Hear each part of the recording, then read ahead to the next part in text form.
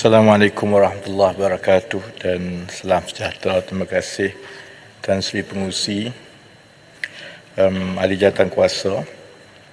Saya akan memberi jawapan mengikut butiran dan ada yang saya rangkumkan mengikut butiran, dan oleh itu mungkin dia tidak mengikut aturan atau giliran Ahli Jawatankuasa yang berdebat tadi. Perkara pertama yang sebahagian besar menyentuh adalah yang berkaitan dengan belanja pembangunan sebenarnya. Butiran-butiran untuk mengurus adalah tidak banyak disentuh kecuali dua. Satu oleh Temerloh dan satu oleh Sri Gading sebentar tadi.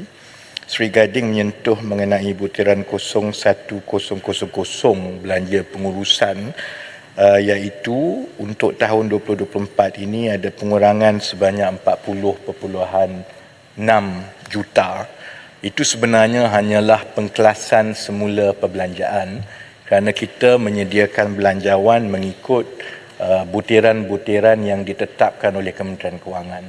Dalam tahun 2023, ketetapannya ialah pindahan kepada agensi-agensi di bawah Kementerian Ekonomi seperti Teraju, seperti MPRC dan beberapa yang lain, itu dikelaskan sebagai pindahan tetap. Oleh itu dia ditunjukkan sebagai butiran 40000, tetapi untuk tahun 2024 ke atas, arahan daripada Kementerian Kewangan ialah supaya untuk butiran 0100 pengurusan hanya ditinggalkan kepimpinan tertinggi kementerian sahaja, sebab itu hanya tinggal 4.9 juta, dan belanja 40.6 juta itu ditunjukkan di bawah butiran 0200 pembangunan nasional. Jadi dia hanya satu klasifikasi saja. Temerloh saya cuba nak cari butiran mana yang disebut, tapi tak apalah. Temerloh membangkitkan mengenai gantian cuti rehat, iaitu kemudahan yang akan disediakan oleh kerajaan dan sebagainya. Saya boleh sebut bahawa saya hanya boleh jawab yang berkaitan dengan kementerian saya saja. Di kementerian saya hanya akan melibatkan 8 orang pegawai. Seterusnya kita beralih kepada butiran-butiran yang bersabit dengan belanja pembangunan. Pertama, ada beberapa ahli jawatankuasa yang bertanyakan perbezaan di antara butiran 00108 program pembangunan dan juga 93500 program ataupun projek pembangunan ekonomi. Apa beza di antara dua ini?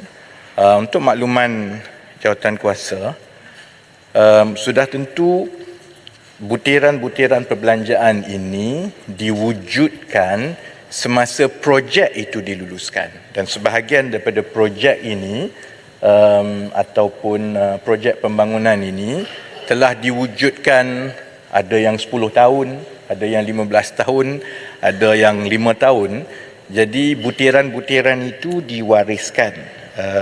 Butiran untuk program pembangunan 00108 ialah bersabit perbelanjaan pembangunan yang disalurkan kepada agensi-agensi di bawah Kementerian Ekonomi, itu termasuklah Yayasan Peneraju dan beberapa yang lain, dan ini adalah program berterusan yang memang sudah sedia ada. Sejak pentadbiran ini mengambil alih, kita kenal pasti beberapa hala tuju yang baru yang perlu diusahakan untuk kita menstrukturkan ekonomi. Maka perbelanjaan untuk projek-projek pembangunan yang strategik itu, yang sepadan dengan usaha untuk menstrukturkan ekonomi seperti yang terkandung di dalam kajian separuh penggal, itu dimasukkan di bawah butiran 93500, dan perinciannya ialah contohnya 93500 itu untuk inisiatif pendapatan rakyat bagi tahun 2024 peruntukan sebanyak 500 juta ringgit. Kemudian peruntukan untuk dasar gaji progresif projek rintis yang pertama bagi tahun 2024 ada juga di dalam sebahagian daripada 900 juta ringgit itu sebanyak 50 juta dan bakinya 350 juta ringgit adalah untuk projek-projek kecil berimpak tinggi termasuklah projek inisiatif kemudahan rakyat yang boleh dipohon terus oleh mana-mana rakyat sebanyak 350 juta. Jadi itu perbezaan di antara butiran 00108 dengan 93500. Seterusnya Temerloh juga Yang Mohd Menteri, butiran yang berkaitan. Boleh saya tanya? Pertama sekali berkaitan dengan butiran yang disebut oleh Yang Mohd Menteri tadi, saya ada bertanya tentang jumlah data miskin tegar kerana ini memberi kesan kepada peruntukan yang disediakan. Akan dijawab di dalam butiran-butiran ini. Okey, yang itu satu. Yang kedua, tadi Yang Mohd Menteri sentuh tentang gaji progresif di bawah butiran tersebut. Katanya 50 juta. Jadi apakah gambaran inisiatif ataupun pendekatan yang kerajaan akan gunakan untuk 50 juta tersebut akan dijawab di dalam butiran selepas ini. Okey, yang ketiga Yang Berhormat Menteri berkaitan InsyaAllah akan dijawab di dalam butiran-butiran selepas ini. Jadi saya minta yang ketiga, Putrajaya mungkin sebab saya dah tengok perbahasan Yang Mohd Menteri berkaitan dengan Yayasan Peneraju tadi, kalau saya boleh minta perincian sedikit Yayasan Peneraju dengan Teraju, dua agensi ini. Terima kasih. Akan dijawab juga selepas ini yang berkaitan dengan Mobil Putra. Baik, kita teruskan untuk kita mula masuk dengan belanja pembangunan. Temerloh tidak menyentuh sebenarnya tentang butiran yang khusus kan, tapi membangkitkan tentang penstrukturan semula ekonomi, terutamanya ekonomi digital, dan perkara ini akan disentuh di dalam butiran 00800 yang juga dibawa oleh Kuala Terengganu tadi. Seterusnya, Temerloh menyentuh mengenai butiran 00600 iaitu projek kemajuan guna tenaga manusia yang menunjukkan perbezaan peruntukan 4.5 juta dalam tahun 2023 kepada 2.7 juta 2024. Butiran ini adalah berhubung peruntukan bagi pembangunan sistem Labour Market Information Analytics Platform ataupun LMIAP di bawah DOSM yang telah pun di dalam fasa pelaksanaan dan dijangka siap sepenuhnya dalam tahun 2025. Jadi peruntukan itu diberikan mengikut kadar bayaran kemajuan projek dari satu tahun ke satu tahun. Oleh kerana dia sudah sampai di pengakhirannya, maka peruntukannya adalah lebih rendah bagi tahun 2024. Bacuk sebelum saya masuk ke butiran-butiran khusus termasuk yang ditimbulkan oleh Putrajaya tadi, Bacuk ada bertanya soalan dasar sebenarnya, tapi boleh juga dijawab sekarang. Soalan yang dibawa oleh Bacuk ialah apakah tindakan segera untuk menambah baik perbelanjaan dalam projek pembangunan dari segi aspek tadbir urus selaras dengan pengumuman mesyuarat M10 minggu ini. Untuk makluman jawatankuasa, kita semua sedia maklum bahawa walaupun jumlah keseluruhan perbelanjaan pembangunan itu meningkat dari satu belanjawan ke satu belanjawan, sebenarnya kerajaan bertungkus lumus untuk memastikan perbelanjaan yang dipanggil sebagai perbelanjaan pembangunan asas, DE asas itu peratusannya itu lebih tinggi kerana dalam keseluruhan peruntukan pembangunan ada dua komponen. Satu komponen ialah yang dipanggil sebagai DE asas. Ini yang kita sedia maklumlah, bina sekolah, buat hospital, projek jalan dan sebagainya.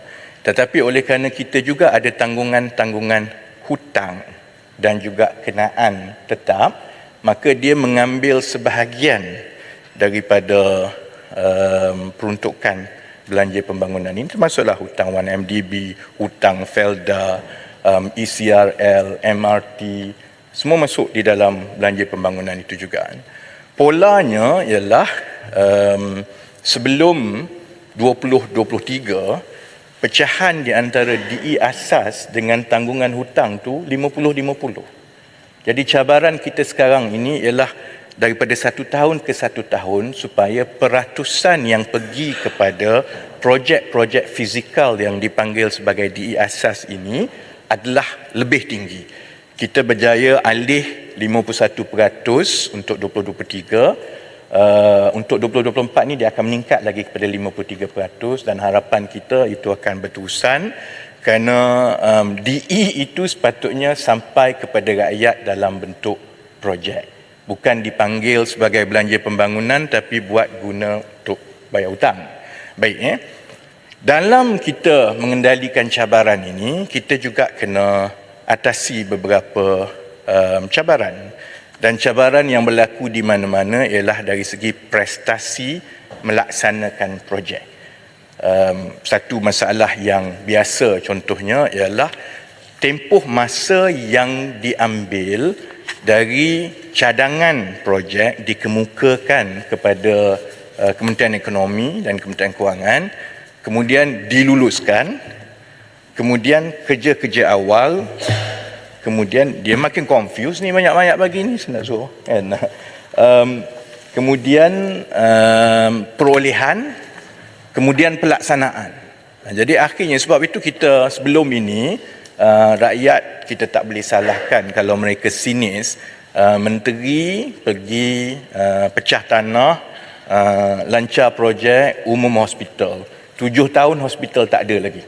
Jadi itu sebenarnya masalah-masalah pelaksanaan yang kalau pun tidak ada sebarang penyelewengan ataupun ketirisan, tapi kalau tidak diperbaiki proses keseluruhan dari segi kelulusan dan juga sehinggalah siap, itu akan terus menyebabkan peningkatan kos kepada projek kerajaan. Kalau semasa diluluskan, pelaksanaannya sepatutnya 5 tahun, tapi kalau 5 tahun tak siap lagi, dia jadi 8 tahun, sudah tentu kos akhir itu akan ada variance order dan sebagainya dan dia akan naik 20-30%. Itulah konteks yang sedang ditumpukan oleh kerajaan sekarang. Jadi sebab itu, selain daripada beberapa penambahbaikan yang telah pun berlaku sekarang sejak pentadbiran ini mengambil alih. Contohnya, kita mempermudahkan dan mempercepatkan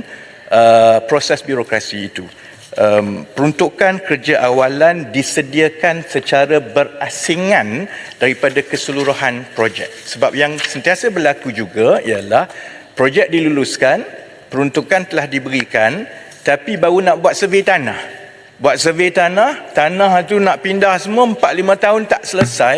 Jadi projek tu sedangkan anggaran kosnya dibuat 4 tahun dulu. 10 tahun nanti baru siap. Jadi sekarang kita pisahkan supaya bagi setiap projek yang diusahakan oleh kementerian, memang kita bagi peruntukan khas untuk buat kerja awalan saja. Supaya kerja awalan itu telah dibuat dan tanah semua selesai, kemudian kembali kepada Kementerian Ekonomi untuk projek pembinaan dan sebagainya. Itu kami percaya akan mempercepatkan. Sama juga kelulusan ceiling projek hanya dibenar bagi projek yang telah selesai isu tanah. Ya, payah besar. Terima kasih Yang Hormat Pandan. Datuk Musi, saya just nak minta pandangan Yang Berhormat Menteri.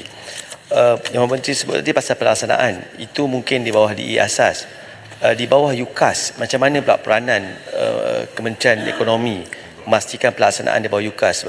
Sebab saya lihat UKAS sebenarnya memberi komitmen kewangan tinggi kepada kerajaan. Terima kasih, Yang Hormat. Terima kasih Payah Besar. Sebarang projek yang bersabit usaha swasta dan awam yang di bawah UKAS itu akan dipertimbangkan di peringkat UKAS, kemudian dibawa kepada kementerian-kementerian yang terbabit, dan salah satu kementerian yang wajib terbabit adalah Kementerian Ekonomi, terutamanya selalunya sebarang PPP pun akan melibatkan DE juga sebagai sumbangan kerajaan.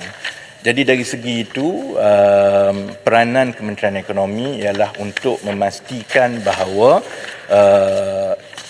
apa-apa yang dicadangkan melalui PPP itu dan juga peruntukan pembangunan itu benar-benar memberi nilai yang terbaik kepada rakyat. Kemudian baru dibawa ke Kabinet untuk diluluskan. Pun begitu, kerajaan sekarang memang sedang menggubal dan menyelaraskan supaya kita kaji balik keseluruhan pendekatan PPP. Kerana seperti yang disebut oleh Paya Besar tadi, sebahagian besar tanggungan kita ialah warisan daripada PPP yang lepas. Yang saya sebut tadi itu semua PPP. Yang semasa dicadangkan mula-mula kata ini swasta, ada gini-gini, tapi lama-lama dia tak swasta lah, kerajaan kena tanggung lah. Jadi bila dia dah jadi 47% daripada tanggungan tiap-tiap tahun, memang sebaik yang mungkin kita nak elakkan daripada terlalu kita cepat dengan projek-projek PPP ini. Baik, saya kembali sedikit lagi mengenai belanja Menteri, untuk pembangunan boleh tadi. sedikit. Ya, Kota Melaka. Terima kasih Menteri. Saya nak bangkit tentang harga projek, kos projek yang selalu kita lihat projek-projek kerajaan, kos dia lebih tinggi berbanding dengan harga pasaran. Jadi adakah Kementerian Ekonomi juga akan tinjau semula tentang harga-harga tersebut? Saya beri satu contoh.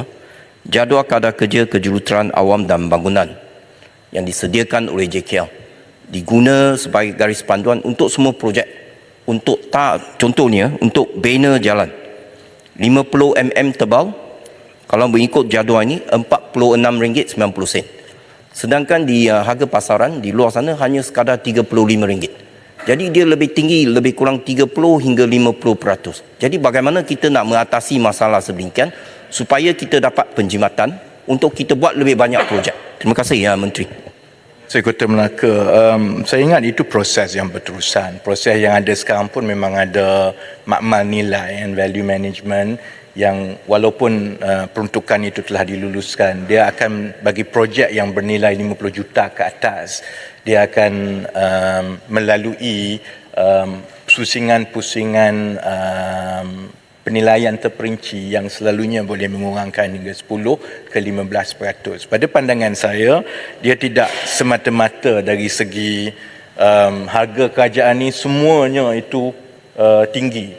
Kadang-kadang dia juga bergantung kepada bentuk kontrak dan tanggungjawab berterusan kontraktor kepada kerajaan. Kerana warranty periodnya kadang-kadang lebih lama, standby periodnya lebih lama, kos-kos awal dari segi bond dan sebagainya, itu semuanya akan menyumbang. Jadi ini adalah perkara-perkara yang diambil kira. Dan untuk saya tutup yang itu sebelum, kalau tidak Putrajaya marah, dia kata dia tak jawab soalan dia. Selepas mesyuarat M10, keputusan-keputusan dasar kita, saya boleh rangkumkan dua yang cukup penting pada pandangan saya yang kita bawa, ialah sudah sampai masanya kerajaan meneliti semula beberapa pendekatan sedia ada. Pertama ialah pemusatan yang keterlaluan di jabatan-jabatan tertentu yang difikirkan memanjangkan birokrasi. Jadi kita sedang mencari kaedah yang terbaik untuk mengimbangi bagaimana kita mempercepatkan pelaksanaan projek dengan memberdayakan jabatan-jabatan, tetapi pada masa yang sama ialah untuk kita pastikan ada kawalan supaya perbelanjaan itu berlaku dengan baik, termasuklah memberi lebih kuasa kepada kementerian-kementerian supaya tidak perlu kembali ke Kementerian Ekonomi setiap kali nak tukar NOC datang dan sebagainya. Itu adalah perkara yang akan dikaji. Yang kedua, terbalik untuk perbelanjaan ICT, kita pada dasarnya membuat keputusan untuk kita memusatkan keseluruhan projek ICT, kerana ini adalah satu langkah ke arah penggabungan dan integrasi projek ICT melalui GovTech. Kerana yang berlaku sekarang ni setiap kementerian buat sistem dia. Dan kepakaran itu tidak ada di kementerian-kementerian. Kerana kepakaran itu mungkin hanya ada di Mampu dan beberapa saja. Jadi keputusan dasarnya ialah untuk projek-projek ICT dan sistem, kita akan pusatkan di Mampu, dan perkara-perkara yang bersabit secara terperinci itu akan diumumkan dari satu masa ke satu masa. Saya ada 5 minit dan banyak lagi ni, jadi saya akan cuba dengan cepat. Paya Besar dan Pendang tanya tentang gaji progresif. Saya dah jawab tadi, butiran untuk projek rintis gaji progresif ada di bawah 93,500. Jadi untuk tahun-tahun depan pun maksudnya sebarang projek yang bersabit dengan menambah baik struktur ekonomi negara, yang itu selalunya akan berada di bawah 93,500. Dan dari segi kaedahnya, kita akan bentangkan kertas putih pada 30 November, tetapi pada umumnya ialah ia bersifat sukarela tetapi dengan ada carrots and stick. Dari segi manfaat kepada majikan, kalau mereka memasuki skim dan mula membayar gaji secara progresif mengikut kadar yang ditetapkan oleh kerajaan, mengikut sektor dan tahap-tahap kemahiran, mereka akan mendapat insentif tunai tertentu. Kebaikan kepada majikan juga ialah kaki tangan mereka yang berada dalam skim gaji progresif perlu melalui latihan kemahiran yang khusus supaya itu akan menaikkan kemahiran mereka. Sticknya, kalau mereka tak masuk, maka mereka akan menghadapi kesukaran untuk mendapatkan bakat. Kerana apabila rakyat dan tenaga kerja kita tahu bahawa syarikat-syarikat yang di bawah dasar gaji progresif ini adalah syarikat yang membayar gaji yang berpatutan, maka itu akan mengalihkan tumpuan tenaga kerja kepada syarikat-syarikat ini. Dan perincian-perincian lain itu insya-Allah kita akan berikan dan kita bahaskan pada 30 November ini. Banyak lagi soalan yang seterusnya ialah yang bersabit dengan koridor. Tadi pun Stampin ada tanya, saya ingat Tebrau ada tanya, Putrajaya ada tanya, saya ingat Bacok pun tanya. Sebelum saya bagi secara terperinci, saya ingat ada sedikit perbezaan di antara koridor yang di Semenanjung dengan koridor di Sabah Sarawak. Koridor di Semenanjung adalah ditubuhkan hasil daripada akta di Parlimen. Koridor di Sabah iaitu sedia dan di Sarawak rekoda adalah di bawah ordinan negeri masing-masing. Jadi untuk menjawab Stampin tadi, sebenarnya soal berapa ada agensi di Sarawak itu adalah di bawah bidang kuasa kerajaan negeri Sarawak. Untuk menjawab kenapa ada peruntukan khusus pembangunan Iskandar Malaysia 00107 berbanding dengan pembangunan koridor yang lain 00113, ini soal pentadbiran. Saya ingat 15-20 tahun yang lalu, kerana menteri ataupun jabatan pada masa itu dia buat butiran yang berlainan. Dia buat butiran untuk Iskandar, dia buat yang asing, tapi yang lain tu dia buat sekali. Dan oleh kerana projek itu memang dimasukkan di dalam satu butiran, sebab itulah dia berasingan. Sebenarnya di bawah butiran 00107 ini ialah peruntukan-peruntukan infrastruktur di Iskandar dan peruntukan di kesemua koridor lain iaitu NCIA, ECR, Seda dan Rekoda. Semua itu adalah di bawah peruntukan butiran 00113. Dan dari segi agihan perbelanjaannya sebenarnya butirannya tak banyak berbeza lah. Sama kalau ada keperluan, saya ingat untuk tahun-tahun akan datang kami boleh saja pecahkan mengikut koridor supaya perkara ini tidak berbangkit. Mohon mencelas. Ya. Saya faham, terima kasih Yang Berhormat Menteri atas jawapan. Saya juga faham untuk Sabah sedia adalah di bawah ordinan, tetapi soalan saya adalah adakah kementerian ada menilai pencapaian sedia atau koridor Sabah kerana bajet yang besar diperuntukkan untuk sedia di Sabah? Itu juga soalan. Kalau saya boleh dapat 5 minit lagi Datuk Pengerusi. soalan yang sama, Ara pun tanya yang samalah, apakah perubahan, apakah prestasi dan sebagainya. Di peringkat koridor masing-masing, mereka mempunyai sasaran keberhasilan yang jelas. Maksudnya berapa pelaburan yang telah dibawa masuk, berapa GDP yang bertambah, berapa pekerja, semua tu adalah kan. Dan saya ingat insya-Allah saya usahakan supaya kita boleh bawa semua maklumat itu kepada parlimen dan juga kepada rakyat. Cuma mengenai koridor ini, koridor-koridor ini ditubuhkan untuk menjadi pemangkin kepada kawasan. Jadi kalau kita tengok di utara contohnya, kalau di Kedah 80% daripada GDP itu datang daripada kawasan selatan Kulim High Tech Park tu. Yang itulah sebenarnya sumbangan koridor. Kerana kerajaan persekutuan menyalurkan peruntukan-peruntukan dari segi infrastruktur, dari segi insentif pelaburan membawa masuk, dan ia diuruskan oleh koridor untuk kawasan-kawasan tertentu. Sama juga kalau ECER di timur, keseluruhan pembangunan MCKIP itu adalah projek di bawah koridor. Dan kalau di selatan, IRDA dan beberapa pelaburan-pelaburan besar. Jadi sementara koridor tidaklah, saya ingat, wajar untuk mengatakan bahawa ini semua berlaku sebab kerja mereka, tapi sebenarnya mereka adalah pemangkin dan mereka menyediakan infrastruktur yang kalau tidak ada, maka itu akan menyukarkan pelaburan. Tetapi keputusan yang terkini yang dibuat di peringkat kerajaan ialah untuk kita menyelaraskan fungsi koridor supaya koridor menumpukan kepada usaha-usaha post-investment. Sebelum ini kadang-kadang mungkin ada banyak berkecamuk apa fungsi koridor. Ada orang kata koridor pun boleh pergi buat promotion. Kadang-kadang koridor pun digunakan oleh kerajaan negeri PBT untuk dapatkan projek-projek pembangunan biasa. Buat jalan, baiki longkang. Jadi kita telah buat keputusan bahawa fungsi koridor adalah 100% untuk menterjemahkan pelaburan-pelaburan yang telah diluluskan dan dibawa masuk oleh MAIDA. Maka MAIDA tumpu kepada promosi pelaburan setelah diluluskan pelaburan oleh MAIDA.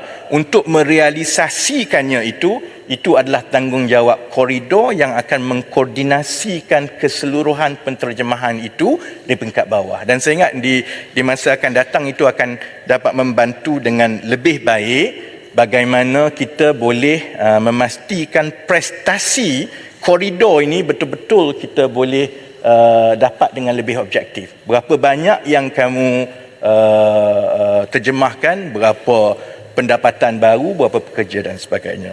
Dengan secara cepat, Datuk Pengerusi, perincian mengikut koridor sebab butiran itu saya sebut peruntukan dulu. Untuk NCIA 336 juta bagi tahun 2024 dengan 21 projek, ECER 324 juta 16 projek, IRDA 242 juta 5 projek, Recorda 177 juta 5 projek dan sedia 119 juta untuk 8 projek. Ya, dengan cepat segamat. Dan selepas ini Datuk Pengerusi akan halau saya.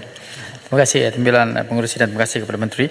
Saya cuma mungkin Menteri is a short of time berkenaan dengan pembangunan startup lah. Saya ingin juga ucap terima kasih dan juga puji satu langkah yang baru diperkenalkan, peruntukan 10 juta untuk startup. Dan sudah tentu ada pelbagai cabaran untuk membuat startup, termasuklah daripada corporate income tax dan juga labor law yang lebih friendly dan ekosistem sebagainya. Dan bagaimana peruntukan yang kita sediakan 10 juta ini boleh lebih strategically give back to the economy. So itu saya nak tahu sedikit penjelasan saja. Dan kalau kita lihat antara negara-negara yang paling dekat, negara jiran, negara Singapura telah masuk ke tangga top 10 on the startup list dalam dunia ni, dalam negara ASEAN. So saya nak dengar sikit pendengar bagaimana kita nak membuat strategi dan juga make sure it is really benefit kepada negara dan juga ekonomi. Terima kasih. Menteri, Terima sebelum kasih, pergi ke startup koridor sikit. Ya, okey. Yang Pak Menteri, kita tadi Yang Menteri setuju untuk kita decentralisekan bagi mengelakkan berlaku red tape, berlaku pertindahan tugas. Bila kita post investment ni diserahkan kepada koridor, kenapa kita tak empower je Perbadanan Kemajuan Negeri supaya lebih tertumpu ke peringkat state? Kerana apa pelaksanaan itu di peringkat state?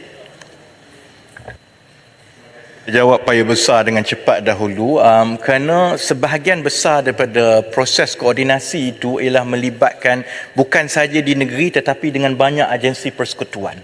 Jadi itu asal usul kenapa tahun 2006-2007 dahulu keputusan pentadbiran masa itu untuk mewujudkan pentadbiran pihak berkuasa koridor, kerana dilihat kalau ada pihak berkuasa koridor itu akan melicinkan lagi koordinasi kelulusan, kerana sebahagian banyak tu ialah dengan agensi persekutuan. Dan pandangan saya payah besar, saya masih lagi ingat itu jalan yang lebih baik buat masa sekarang. Segamat sebentar tadi tentang startup, sama juga soalan yang ditanya oleh Kuala Terengganu, apa sebenarnya butiran 00800 10 juta ini, dan adakah ini akan mengambil alih daripada kementerian-kementerian lain? Sebenarnya tidak. Fungsi Kementerian Ekonomi seperti mana juga bidang-bidang ekonomi yang lain, Kementerian Ekonomi mengusahakan satu hala tuju baru. Yang menentukan dasar kanan sikit kiri sikit itu dia bermula di Kementerian Ekonomi, dan ia akan dilaksanakan oleh kementerian-kementerian terbabit, kerana agensi-agensi terbabit ni ada kat MOSTI, ada kat KKD dan sebagainya. Tetapi untuk Kementerian Ekonomi mengusahakan lonjakan awal itu, sudah tentu kami yang perlu lakukan pembangunan dasar dari segi memulakan langkah itu, dan belanjawan yang peruntukan yang disediakan 10 juta itu adalah untuk tujuan itu sebenarnya. Peruntukan-peruntukan untuk startup yang lain itu masih berterusan di bawah kementerian-kementerian yang lain, dan peruntukan di bawah 00800 ini adalah usaha-usaha untuk melonjakkan digital dan tech sebagai industri HGHV dalam tahun 2024 ini, bermula dengan pelancaran KL20 iaitu sectoral blueprint untuk digital dan tech dalam bulan Februari dan Mac. Saya kena sentuh sedikit Datuk Pengurusi untuk dua perkara penting yang dibawa oleh ramai anggota jawatankuasa. Pertama tentang Bumiputera, kerana dibangkitkan pemansuhan butiran 69000 unit peneraju pada tahun 2024. Adakah ini bermakna kerajaan sekarang tidak memberi peruntukan untuk pembangunan Bumiputera? Sebenarnya keadaan yang berlaku ialah untuk kita, bila saya nak putuskan belanja pembangunan, nak bagi kepada setiap agensi, saya tengok baki duit tunai dia, dan untuk teraju baki dia masih ada lebih kurang 800 juta. Ini lebih kurang 600 juta lebih untuk belanja pembangunan, untuk dana-dana yang belum lagi digunakan, walaupun secara rekodnya telah ada komitmen, dan masih lagi ada dalam sekitar 160 juta untuk belanja mengurus. Jadi saya yang membuat keputusan bahawa lebih baik mereka tumpukan sekarang ini untuk mereka membelanjakan dahulu wang itu dan percepatkan. Kalau tidak kita tambah, wang makin banyak tapi dia tidak sampai. Jadi keputusan saya, oleh kerana teraju di bawah Kementerian Ekonomi, saya nak pastikan perkara itu berjalan dengan lebih laju dan kita tengok prestasi perbelanjaan itu bagus, dan kemudian boleh saja kita boleh beri peruntukan tambahan dalam tahun-tahun akan datang. Putrajaya, sedikit yang Muhammad kena tanya Datuk Pengurusi sebab dia dah merah lama tu. Yang berhormat, soalan yang terakhir lepas ni yang berhormat Menteri 5 minit tutup. Terima kasih penjelasan Yang Berhormat Menteri. Jadi jelas penjelasan tersebut. Cuma saya nak dapat sedikit lagi perincian sama ada yang disebut oleh Yang Berhormat Menteri tadi berkaitan dengan komitmen sedia ada. Adakah ini bermakna tidak ada komitmen baru atau program baru oleh Teraju untuk tahun 2024? Itu satu. Yang kedua tadi berkaitan dengan yayasan peneraju yang Pendidikan Bumiputera. Sama ada pertukaran masih disediakan untuk tujuan tersebut. Terima kasih. Soalan pertama tentang Teraju, ya akan ada program-program baru kerana kita perlu terima hakikat. Baki yang diperuntukkan daripada 3-4 tahun lepas ini ada sampai 600 juta tu, maksudnya program yang dibuatkan itu sama ada tidak ada sambutan ataupun tidak kena. Jadi kita perlu tambah baik. Dan saya yakin bila kita tambah baik dan selaraskan program-program itu, baru kita boleh lancarkan program yang baru dan kita akan menggunakan. Kalau ada keperluan untuk tambah, maka saya boleh bercakap dengan Perdana Menteri untuk tambah. Tapi untuk kita minta saja tanpa kita perbaiki keadaan itu, saya ingat kurang bertanggungjawab. Peruntukan untuk pemengkasaan Bumiputera dan peruntukan-peruntukan pendidikan di bawah Yayasan Peneraju berjalan seperti biasa, dan yang itulah yang berada di bawah 00108, termasuklah program pembangunan sebanyak 300 juta program khas peruntukan kepada Bumiputera untuk tahun depan. Bezanya saya buat keputusan untuk diletakkan di peringkat kementerian terlebih dahulu, sementara kita membangunkan pelan baru tindakan Bumiputera. Kerana kerajaan sekarang sedang meneliti untuk menyelaraskan kembali pendekatan pelaksanaan program-program Bumiputera, dan peruntukan itu berada di peringkat kementerian, tidak diberikan terus kepada sama ada Teraju ataupun Equinas dan yang lain. Baik, saya ada 5 minit untuk jawab. Saya perlu jawab mengenai kemiskinan, kerana banyak yang ditanya mengenai kemiskinan. Ya. Pertama, soal perbezaan berapa sebenarnya jumlah isi rumah miskin tegar di negara ini. Keadaannya begini, kita sebelum ini ada 2 pelaporan yang selalu disebut bertukar ganti. Pelaporan rasmi miskin tegar negara kita yang diterima pakai secara piawai di seluruh dunia ialah mengikut pelaporan yang dibuat oleh angka statistik daripada Jabatan Perangkaan. Hanya ada satu angka pelaporan yang diterima pakai di seluruh dunia, iaitu angka yang dikeluarkan oleh agensi statistik. Cuma dalam keadaan negara kita sebelum ini, sejak tahun 2007, kita ada satu pengkalan data yang dipanggil sebagai e-Kasih dan untuk orang asli sebagai Aidama. Dan yang ini dibuka untuk pendaftaran daripada 2007 lagi dan didaftarkan selama berpuluh tahun. Dan sebab itu kita ada, dengan izin Datuk Pengerusi, two running numbers. Jadi keputusan yang dibuat daripada awal lagi bila kita melihatkan perangkaan mengenai kemiskinan, kita kena pakai yang rasmi. Yang rasmi itu ialah 0.2%, iaitu sebanyak 18,000 isi rumah. Cuma dalam e-Kasih, oleh kerana e-Kasih ini perlu melalui proses pemutihan demi pemutihan, dan kita juga ada beberapa masalah. Saya pasti semua yang pernah berurusan dengan e-Kasih tahu bahawa cabaran utama ialah pemutihan dan mengemas kini. Sebab contohnya, ada yang masuk dalam e-Kasih, dia masuk, dia tak nak keluar. Pakailah kereta 3 biji macam mana pun, dia tak nak keluar e-Kasih. Sebab itu kita timbul banyak persoalan macam mana orang yang dapat bantuan ini, bila dia pergi ambil bantuan, dia nampak okey je. Sebahagian sebabnya ialah bila kita ada cabaran untuk memutihkan itu, keadaan ini akan berterusan. Jadi sebab itu kita telah seragamkan bahawa pelaporan kemiskinan negara mestilah mengikut pelaporan rasmi, iaitu pelaporan yang diterima pakai di seluruh dunia. Kemiskinan tegar di negara kita ialah 0.2%. Lebih kurang 18,000 isi rumah. Kemiskinan di negara kita, ini juga ada yang ditanya tadi, adakah kerajaan akan mengambil tindakan untuk meluaskan program basmi kemiskinan kepada mereka yang berada sekitar 2,600. Dia bukan miskin tegar, dia miskin mutlak. Sebab itu beberapa program seperti IPR, kita melibatkan juga kepada B40. Kerana ada program yang khusus untuk miskin tegar 1,900 ke bawah. Ada program yang juga dibuka kepada miskin mutlak. Miskin mutlak untuk Malaysia adalah sebanyak 6%. Dan soalan saya alu-alukan contohnya tadi Bukit Gantang mengenai IPR dan juga keterlibatan ahli-ahli dewan. Saya alu-alukan kalau ada cadangan, ada tanah, tulis kepada saya. Masalah saya sekarang ini ialah tak ada tanah. Kami dah puas ketuk pintu kiri kanan semua, orang selalunya susah nak bagi tanah. Selepas lebih kurang 7 bulan, saya hanya berjaya kumpul sekitar 1,000 ekar tanah kerajaan. Kalaulah kerajaan negeri ataupun ada tanah yang persendirian yang sanggup untuk usahakan, saya alu-alukan dan kita boleh bangunkan melalui IPR, asalkan dia mengikut template itu.